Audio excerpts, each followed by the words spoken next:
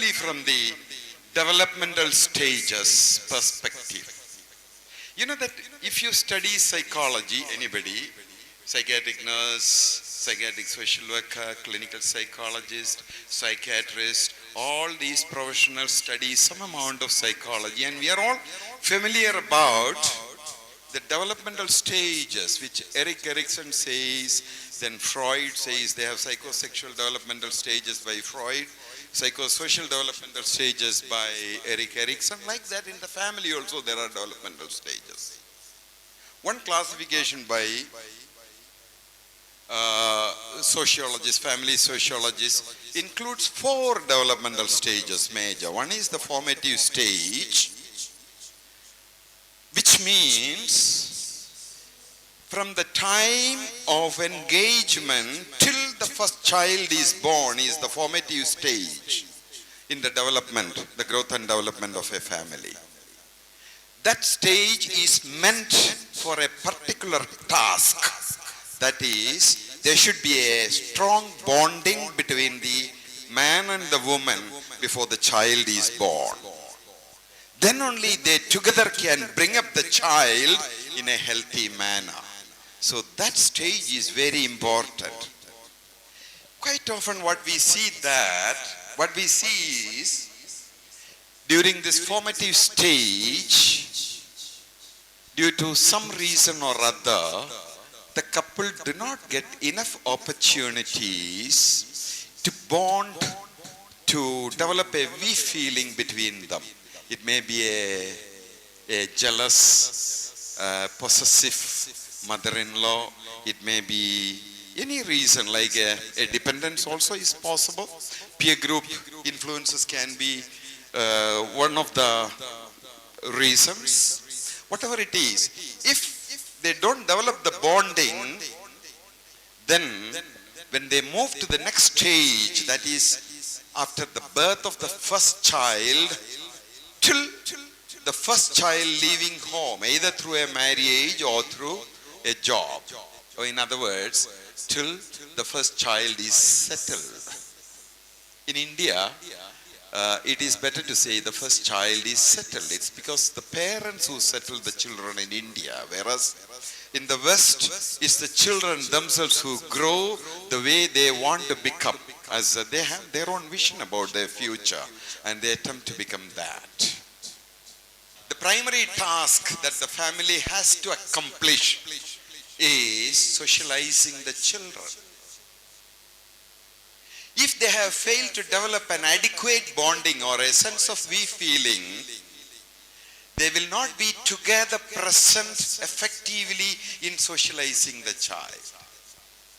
So without having a good socialization, if the family moves to the next stage, that is the child launching stage, which starts with the first child leaving home, either a daughter being married out or a son started working outside in a distant place or somewhere away, and he also moved out in order to work. Now what we have seen the sociologists say is, if the socialization was not successful, there will be a rebounding effect that the child who has been launched, that's the child who has left, will bounce back, like rebounds back to the family. The child will not be, see, we hear a lot of examples where girls coming back to their parents because the boy is staying with his own parents, and the boy's parents say what to do. Our son had a ill, ഒരു കഷ്ടകാലം, അല്ലെങ്കിൽ പെൺകുട്ടിയുടെ we have married our daughter to a wrong man. But ultimately what has happened is the child has bounced back to the family of origin. The family of procreation has been spoiled. It's not functional. Now if the socialization was effective, fortunately, in order to be socialized, for socialization, it's not only the parents today, it's elderly relatives, neighbors, they all play a big role. Even teachers play a big role. Therefore, most of the children do not suffer what these sociologists fear. In any case, if they are settled, then comes the next stage, the final stage of the family called the declining stage. That is, first one partner passes away and then the other partner follows suit. So this is the developmental stages in the life of every family. As our parents' family has come to an end, our family also will come to an end. And one day our children's family also will come to an end. And all these families will go through these stages of development. And their functions during these stages are, the first function is to develop a bonding or a feeling. The second one is meant for socializing the children in an effective manner to grow as responsible citizens. And the third one is helping the children to settle down healthily so that they grow independent, autonomous, and finally the family retracts. These are the developmental tasks. This is also one perspective of assessing a family. Now, what's the effect of alcohol during this? What happens if a spouse is dependent on alcohol during the formative stage itself? How much bonded they will be? How much feeling they will have? These are the questions I am leaving to your reflection. Then again, yet another way we can assess the families is the functional perspective. Every family has primary functions and secondary functions.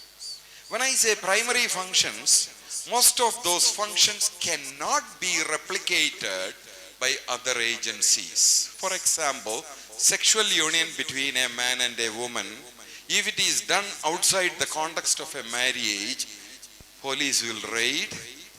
You will be labeled as either an antisocial person if you are a man, and the woman will be labeled as a prostitute. Society does not accept.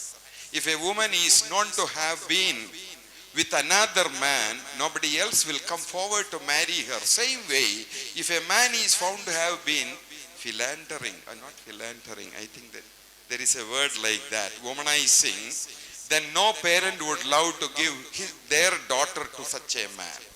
What I am saying is, it's a taboo.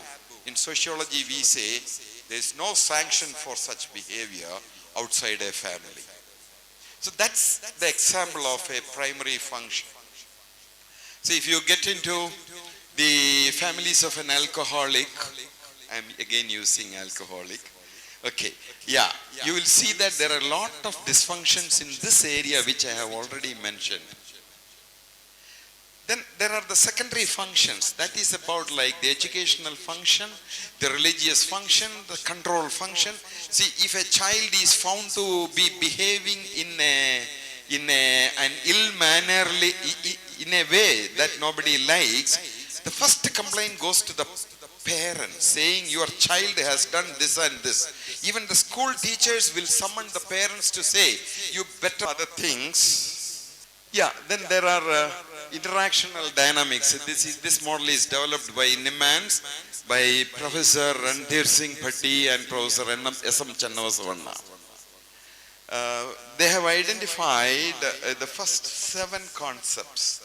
That is, when we assess a family, we assess the family from the perspective of leadership and decision making, from the perspective of communication, from the perspective of cohesion, role function, reinforcement patterns, problem solving and stress management patterns, social support, interpersonal attraction, culture. Traditionally, the man who takes the leadership in a family, what kind of leadership? Is he authoritarian, meaning autocratic, a mini Hitler at home? Or is he a consensus-oriented man who checks with his wife and children, I want to buy a car for this family. What do you say? Do we need a car? Then the wife says, yes, we definitely need a car. And children may say, yes, we want. Then the colors are discussed. This is what we call a consensus-oriented leader who checks with others about their interests. Then there is another leadership called unintended leadership. They are unable to take a leadership, but it is thrust on them and they don't want to do it. Generally, many persons who are dependent on alcohol, though they are nominally the leader, but they are functionally a failure. That is, they have no commitment to responsibly take the leadership of the family in their hands. Then there is yet another leadership called the marginal leadership, which means the leadership is relative. For example, the husband is working in Kasargodu, mother is at home, children cause some naughty things, they do something naughty, and the mother says, wait, let your father come, I will tell him. Her power to control is only till the father comes. That's what we call the marginal or the stop-gap leadership. So like this we can analyze many dynamics.